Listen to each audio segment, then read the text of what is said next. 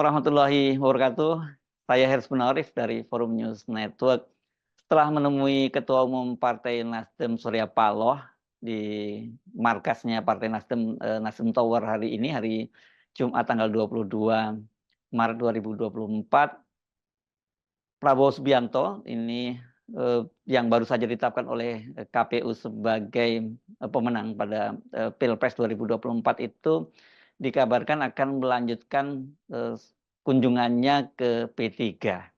Nah, kenapa dipilih P3? Karena P3 ini ketua umumnya atau tepatnya sebenarnya PLT atau pelaksana tugas ketua umumnya Mardiono sama seperti Surya Paloh itu telah mengucapkan selamat atas terpilihnya Prabowo, begitu ya.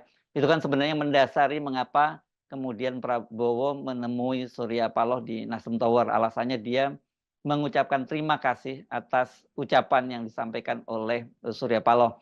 Dan ketua umum yang kedua yang mengucapkan itu adalah Mardiono, karena dalam acara buka puasa bersama dengan para pimpinan P3, dia menyatakan bahwa atas nama pimpinan, atas nama keluarga besar P3, dia mengucapkan selamat kepada Prabowo Subianto, bahwa Prabowo Subianto dia menyebutnya begitu, dan Bapak Gibran Rakabuming yang telah ditetapkan sebagai Presiden dan Wakil Presiden oleh Komisi Pemilihan Umum Republik Indonesia.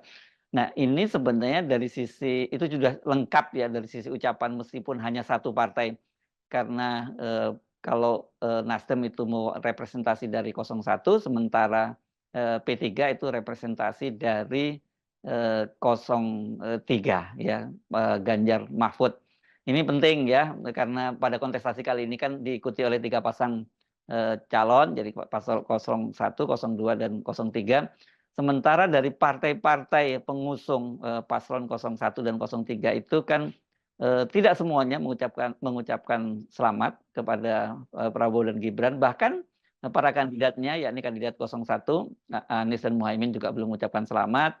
Begitu juga dengan Ganjar dan Mahfud belum mengucapkan selamat. Jadi ucapan selamat dari Nasdem dan P3 itu sangat penting. Tapi saya kira sebenarnya yang sangat penting itu adalah ucapan selamat dari Nasdem, karena dengan ucapan selamat dari Nasdem itu kan menjadi semacam game changer, terutama berkaitan dengan hak angket. Ini yang sekarang tengah sebenarnya didesak terus oleh publik dan akan bergulir di DPR. Tetapi sebenarnya kalau kemudian Nasdem itu memutuskan akan bergabung dengan pemerintahan Prabowo dan mereka tidak melanjutkan hak angketnya, ya sebenarnya secara saya sebut sebelumnya, dalam konten sebelumnya, ya ini sudah bubar jalan, karena tidak mungkin bahwa hak angket itu hanya diusung oleh PKS, kemudian PKB, bahkan bila itu disertai juga oleh PDIP. Sementara kita tahu PDIP sendiri kelihatannya sedang terjadi tarik-menarik yang sangat keras di internalnya. Jadi saya mesti mohon maaf kalau membuat Anda kecewa gitu, terutama Anda yang berharap hak angket akan jalan dengan bertemunya Surya Paloh dengan Prabowo Subianto. Ya saya menyebutnya itu sudah buat jalan.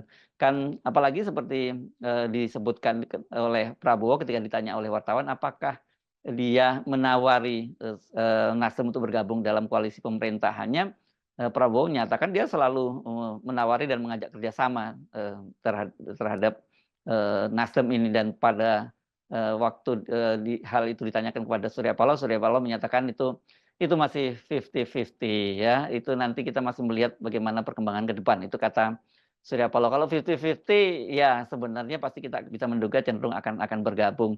Dan kalau kemudian P3, nah ini sebenarnya P3 ini penting nggak penting ya. Pentingnya karena dia ini tadi saya sebut dia ini adalah representasi dari 03, kan di paslon 03 itu dua partai yang ada di parlemen saat ini yang mengusung Ganjar Mahfud itu kan PDIP dan P3. Jadi kalau kemudian P3 menyatakan mendukung atau mengucapkan selamat kepada Prabowo Gibran, ya tinggal PDIP yang belum mengucapkan selamat gitu. Dan apakah kemudian P3 ini akan masuk kabinet, seperti ada penawaran ke kabinet seperti halnya Nasdem? Saya kira ini buat Prabowo penting nggak penting. Ini berkaitan dengan posisi dari P3 yang tidak lolos parliamentary threshold pada pemilu kali ini. Jadi artinya kalau toh nantinya dia misalnya masuk bergabung di kabinetnya Prabowo, sebenarnya ya dia bukan representasi dari partai di parlemen. Padahal kita tahu sekali bahwa Prabowo ini kelihatannya akan ingin meniru pola dari Jokowi, itu yang menjadikan parlemen itu hanya kepanjangan tangan dari pemerintah melalui partai-partai yang bergabung di dalam pemerintahan. Jadi kalau nantinya misalnya kemudian P3 dan Nasdem itu bergabung dalam pemerintahan, artinya di luar pemerintahan nanti itu tinggal ada PDIP, kemudian PKB dan PKS ya. Dan secara jumlah kursi ya tidak akan terlalu signifikan, tapi kita dapat gambaran setidaknya mungkin kursi PDIP itu tidak akan sebesar tahun lalu ya. Kalau tahun lalu pada pemilu lalu 2019 kan kursi PDIP itu 128 sebagai partai pemenang pemilu, kemudian PKS 50 kursi dan kemudian PKB itu 59 kursi. Pada pemilu kali ini diperkirakan kursi dari PKS itu akan naik, Nasdem juga naik, sementara PDIP akan turun. Tetapi tetap saja ketika nantinya partainya, maksud saya ketika pemerintahan Prabowo Gibran itu didukung oleh Gerindra, Golkar, PAN, Demokrat plus Nasdem, ya saya kira mereka juga akan kembali menguasai parlemen, dan itulah yang selalu saya sebut bahwa ini menjadi kabar buruk bagi demokrasi, dan ini ya saya sebut sebagai ambyar demokrasi itu ya. Kalau gitu kan pasti kita akan bilang ya kalau gitu nggak perlu ada pemilu yang ada pilpres yang memakan biaya yang sangat besar, berapa ya? Seingat saya 70 triliun lebih, dan kemudian menimbulkan polarisasi di tengah masyarakat. Kalau kemudian nantinya partai-partai yang semula bersaing itu kok toh kemudian bergabung di dalam pemerintahan. Ini kan pola ini dimulai oleh Jokowi yang pada periode kedua ya, ketika dia kemudian menarik Prabowo dan kemudian disusul oleh Sandiaga Uno, karena pada waktu itu kan pada pemilu Pilpres 2019 kan Prabowo berpasangan dengan Sandiaga Uno berhadapan dengan Jokowi Ma'ruf. Kedua-duanya kemudian menjadi pembantunya Pak Jokowi. Kali ini sebenarnya seperti dikatakan Gibran, sesungguhnya paslon 01 dan paslon 03 juga ditawari untuk bergabung dalam pemerintahan. Tapi Anies Baswedan dan Muhaimin dengan tegas menyatakan mereka akan tetap di jalan perubahan. Begitu Ganjar meskipun tidak secara eksplisit menyatakan menolak, tapi juga kalau kita simak bahasanya dia akan berada di luar pemerintahan. Jadi sekarang ini justru yang dirangkul itu langsung partai-partai politiknya, bukan kandidatnya, karena kebetulan seperti Anies itu juga ini adalah kandidat non partai juga.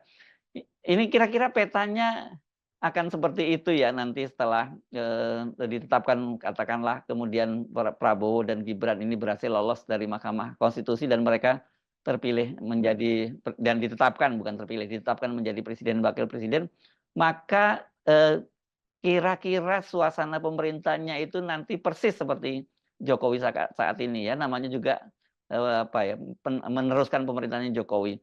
Artinya mulai dari eksekutif, kemudian legislatif, bahkan juga nantinya yudikatif itu semua di satu tangan Prabowo. Jadi ya agak sulit kita akan berharap kemudian muncul suara-suara kritis dari parlemen.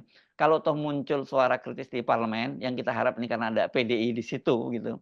Kalau PDI ini akhirnya juga tidak tergoda untuk bergabung ke dalam kekuasaan, mungkin akan sedikit lumayan lah suasana di parlemen akan agak ramai. Tapi kalau kemudian disisakan PKS dan PKB, meskipun mereka kritis, tetapi juga tidak ada guna gitu ya, karena ya suara mereka tidak signifikan lagi.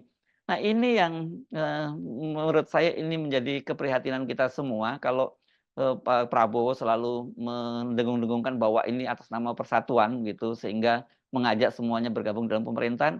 Sekali lagi kalau dalam demokrasi berarti ini menghilangkan oposisi. Dan kalau kemudian tidak ada oposisi, ya sebenarnya esensi dari demokrasi itu akan hilang. Nah, tinggallah sekarang kemudian oposisi itu Kalau tadinya diharapkan oleh, civil society, kemudian oleh media, dan juga kelompok-kelompok kritis lainnya. Media mungkin kita, polanya sama seperti kemarin juga tidak terlalu berharap banyak, terutama media-media mainstream ya. Ya karena, mungkin ini berkaitan juga dengan eksistensi mereka, berkaitan dengan, katakanlah iklan dan sebagainya yang masih mengandalkan pemerintah, mau tidak mau mereka pasti akan, lebih akomodatif. Tapi untungnya kan ada media-media mainstream yang juga belakangan ini menjadi, sangat kritis, kemudian juga ada media sosial dan kalau saya perhatikan civil society, kampus itu, juga, akan kembali pulih akal sehatnya begitu ya. Nah, ini saya kira menjelaskan mengapa kemudian Prabowo penting merasa perlu mengulang jalannya pemerintahnya Jokowi dengan merangkul atau menundukkan, parlemen dengan cara merangkul mereka masuk ke dalam kabinet. Ini hampir kita bisa baca arah pemerintahnya, Prabowo nantinya akan seperti itu. Tadi banyak yang berharap sebenarnya Prabowo, akan berbeda dengan Jokowi karena bagaimanapun latar belakang Prabowo yang lebih intelektual dari Jokowi, terus pergaulan dia juga yang lebih kosmopolit dan kemudian juga dia dekat dengan ide-ide demokratisasi begitu, yang berbeda dengan Jokowi, tapi kok tanda-tandanya kelihatannya hampir sama saja, yaitu tadi, dengan dia coba merangkul, Nasdem, kemudian sekarang rencananya nanti diikuti dan merangkul P3, ini ya persis sama seperti yang dilakukan oleh, eee, Jokowi. Mungkin, Prabowo belajar juga dengan sistem pemerintahan yang dilakukan itu, yang dilakukan oleh, Jokowi itu efektif ya untuk pemerintahan itu karena apapun yang dimaui pemerintah, mau bikin undang-undang apapun, bikin keputusan apapun tidak ada kelompok kritis yang bisa menghambatnya. Jadi mungkin Prabowo juga tergoda untuk melakukan hal yang sama seperti yang dilakukan oleh, Jokowi. Karena itu kendati katakanlah P3 nanti itu tidak cukup, signifikan untuk mendukung pemerintahannya, tetapi tetap saja karena sekarang ini dia bagian dari 03 dan kemudian yang kedua kali, bukan yang pertama kali, yang pertama adalah Surya Paloh dan kedua, P3 yang mengucapkan selamat, maka, sebagai fatsun politik dia akan mendatangi, P3. Apakah kemudian dia juga akan menawari pemerintahan?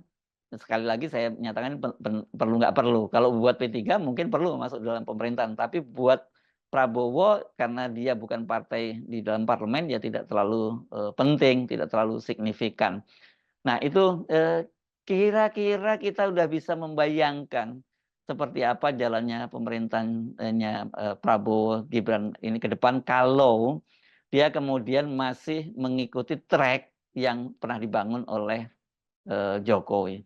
Saya Hersy Arif dari Forum News Network, sampai jumpa lagi. Wassalamualaikum warahmatullahi wabarakatuh.